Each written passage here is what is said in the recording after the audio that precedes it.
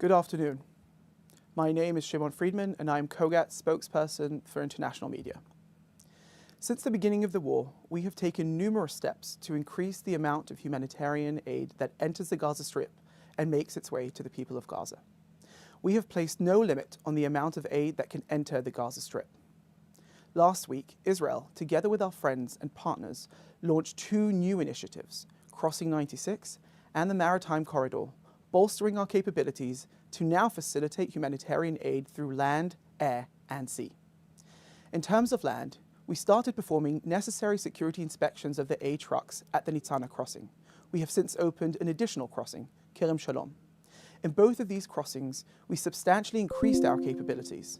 We added manpower, increased working hours, and purchased additional scanners to name just a few of the steps that have allowed us to now be able to inspect 44 trucks an hour in the two crossings combined. To increase the amount of aid facilitated by land even more, last Tuesday, following directives from the Israeli government, 6 aid trucks entered the northern Gaza Strip via Crossing 96. The trucks, carrying aid provided by the WFP, underwent thorough security screening at Kerem Shalom before they made their way to the north. This Sunday, an additional 18 trucks entered through the crossing. This program will continue over the coming days with additional aid making its way to the people who need it. In terms of facilitating aid via air, Israel has worked together with the US, Egypt, Jordan, as well as other countries to facilitate over 40 airdrops of aid to different parts of the Gaza Strip, including the north. The airdrops, as well as Crossing 96, are ways to get aid where it is needed, bypassing the bottleneck that the international organizations tasked with distributing the aid have created. While Israel went to great lengths to improve our inspection capabilities, the international organizations responsible for distributing the aid have not done the same. Israel is inspecting the aid faster than the international organizations can distribute it. This has resulted in aid, sometimes hundreds of trucks worth, waiting on the Gazan side of Kerem Shalom to be picked up. Israel has taken several steps to assist the international organizations to ensure that humanitarian aid reaches the people in Gaza faster. For example, to overcome the challenges of distributing aid in a combat zone, Israel established humanitarian corridors where the convoys can travel. We also announced daily tactical pauses in specific areas that allow the organizations to move around and for people to go out and collect the aid. In addition, COGAT CLA, the Coordination Liaison Administration for Gaza, also coordinates specific humanitarian passages. However, until the international organizations take steps such as increasing manpower, improving logistics, and extending working hours, to name a few, the distribution bottleneck will persist. In terms of delivering aid through sea, last week, following a decision by the Israeli government and in close coordination with the US, the UAE, and the World Central Kitchen, 115 tons of food arrived in Gaza as a part of the pilot program of the new Maritime Corridor. On Friday, a ship carrying humanitarian aid that was financed by the United Arab Emirates and underwent security inspection arrived in the Gaza Strip. The aid was then transferred to 12 WCK trucks and was distributed in northern Gaza. The shipment was secured by IDF forces. It's important to emphasize that this does not constitute a violation of the maritime security blockade, which remains in place. We hope to see additional shipments of aid in the coming weeks. Israel will continue to coordinate and facilitate humanitarian aid to the residents of Gaza through land, air, and sea. There is no limit to the amount of aid that we are willing to facilitate, because our war is not with the people of Gaza. Our war is with Hamas. Thank you, and I will now take your questions. Thank you. First question is from Leo Soroka at the Washington Post. Can you please say how many airdrops of aid there have been in Gaza in total? As I mentioned, there have been over 40 airdrops of aid, and it's important to understand that the airdrops of aid are part of a larger program to make sure that humanitarian aid is making its way to wherever it is needed. And in one of our tools to make sure that distribution issues caused by international organizations does not stand in the way of that aid getting to where it needs to get to. And there have been several projects, as I just mentioned. Airdrops is one of them. The shipments are another one, Crossing 96. So lots of different ways in which we're working to make sure that humanitarian aid is getting to where it needs to get to. Thank you. Next question from Shira Pinson at NBC News.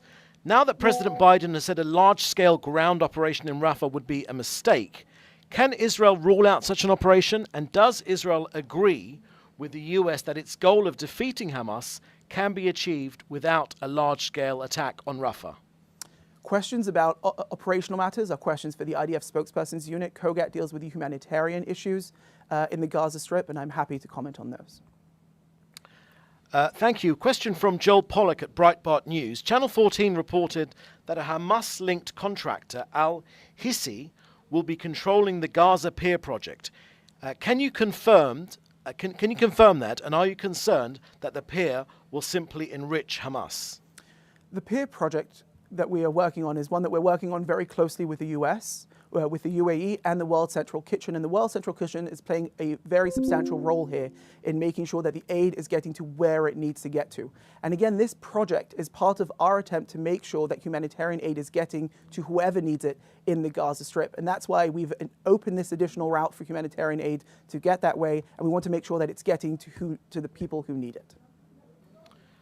Thank you. Question from Linda Gradstein from the Voice of America. What kind of plan do you have to move 1.4 million Palestinians in Rafah to humanitarian islands and to provide enough aid? So I can't comment on any specific operations in Rafah. This is something that is not necessarily for the IDF to say. What I will say, detached from anything that has to do with Rafah, is that in every part of our operations in Gaza, there have been two parts to each operation. One is the military part, and the second is the humanitarian part, which the COGAT leads. And so that has been the case up until now. Thank you. Question from Hannah Julian at the Jewish News. Why is it believed that the maritime delivery of aid is cost effective when aid still needs to be delivered on trucks once it reaches the dock? The idea of opening the maritime route or the maritime corridor is to increase the different avenues in which humanitarian aid is making its way to the north. This isn't instead of the convoys that have to make their way from Kerem Shalom or from Rafah on trucks. It is in addition to those. It is in addition to the airdrops, and it's in addition to crossing 96. The idea here is to create as many avenues possible to make sure that humanitarian aid can get to where it's needed. Thank you. Long question here from Melanie Lidman at AP. Is there a plan to open up more land crossings and or a direct route to northern Gaza after the recent test run at Gate 96? Why have they not opened the land crossings until now? And in the past, COGAT has insisted that there is no starvation in Gaza because of the number of calories per person with existing aid. But it's clear that international organizations aren't able to distribute the aid equitably. Additionally, the WHO's IPC report found imminent famine is possible in Gaza. Does COGAT have any response to the IPC report and the issue of malnutrition and starvation? So I'll start with the last question. In terms of the ICP, we think it's a shame that international organizations are choosing to buy into Hamas's narrative. Hamas is trying to force a humanitarian crisis in the Gaza Strip because that's part of its strategy.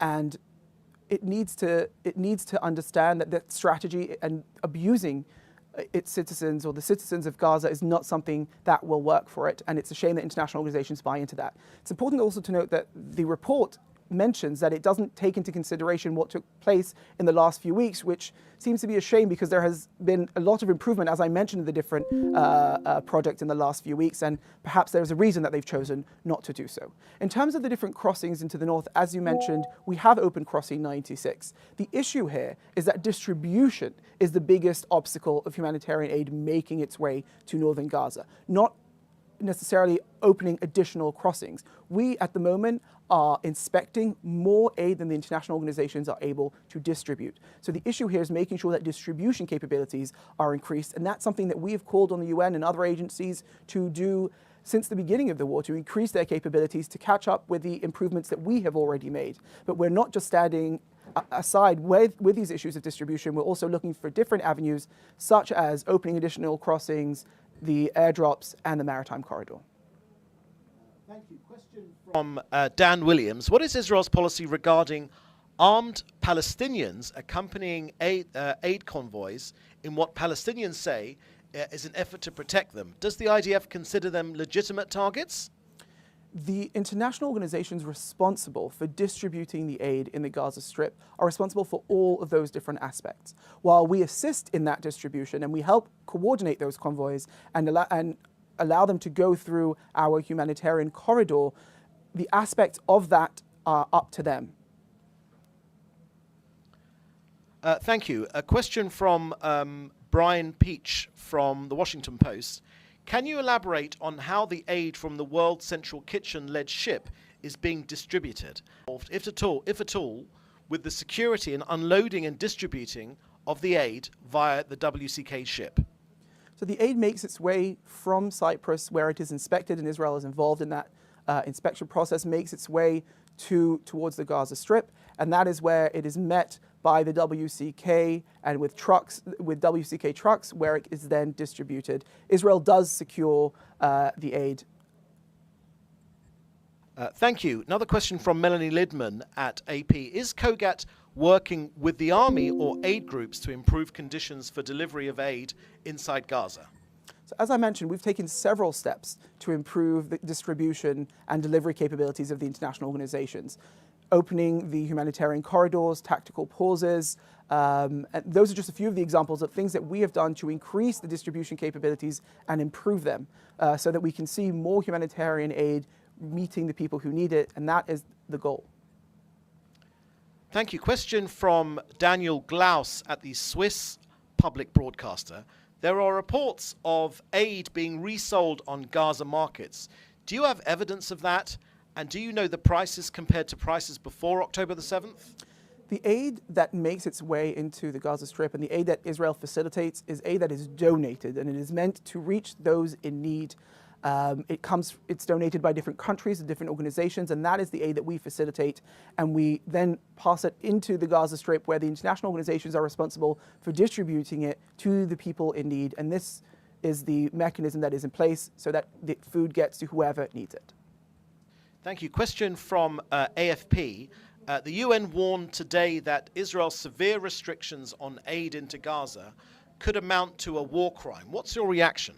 Well, I would say that we don't place restrictions on the amount of aid that comes into the Gaza Strip. We place no limit on the amount of aid that can make its way.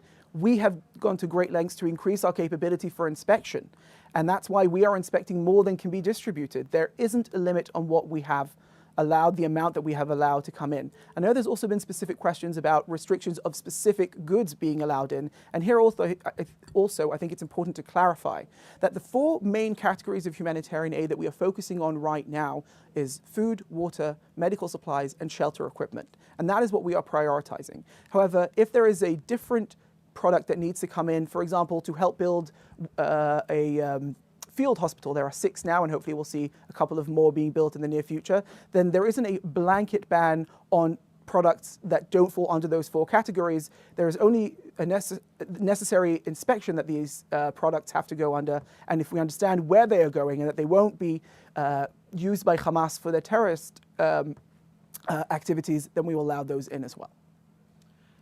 Thank you. Question from Heidi Jensen from the Danish newspaper Jyllands-Posten. There are reports of gangs stealing aid and selling it. How is COGAT or the IDF trying to improve security to make distribution easier and avoid this problem? So it's important again to understand that the distribution of the aid is something that is the responsibility of the international organizations, and all aspects of that are their responsibility. However, Israel does take several steps in order to assist them in that, including, as I mentioned, allowing them to go through the humanitarian corridors, which allow them to move more securely, announcing tactical pauses so that they can move, and also individual passages, humanitarian passages that are coordinated on the ground. So we take several steps to assist them in doing this because, again, what we want to see is that the humanitarian aid is getting to where it needs to get. Thank you. That was the last question. Thank you very much.